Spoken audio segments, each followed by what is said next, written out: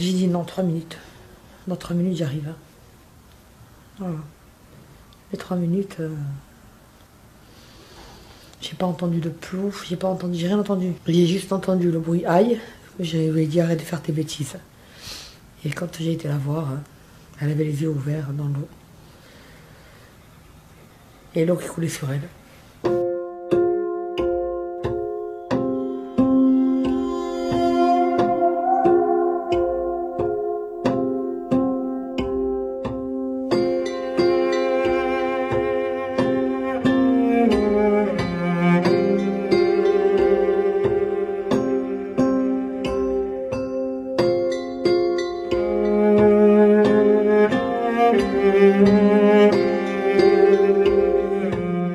En septembre, j'ai eu offert son anniversaire son portable en avance, parce qu'elle voulait à tout prix un portable. On lui a pris le portable, ça a été l'effondrement total, elle n'y croyait pas.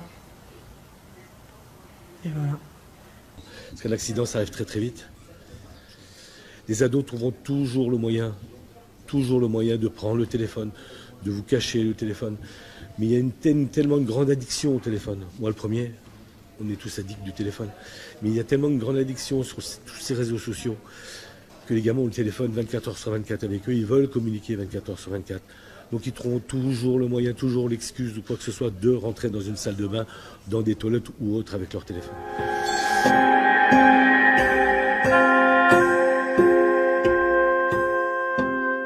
Ce que vous voulez dire à tous les parents, à tous ces jeunes qui... C'est de faire attention à leurs enfants, qu'ils ne rentrent jamais avec les chargeurs.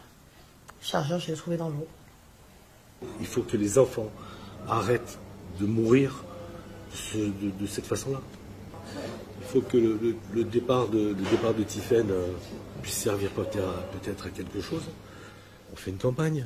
Faites une campagne de sensibilisation sur attention que le téléphone c'est dangereux, attention l'eau avec le téléphone c'est pas compatible. On fait quelque chose, à l'école, je sais pas. On offre des téléphones à des enfants qui ont 3 ans, 4 ans, 5 ans. Un gamin, il sait pas.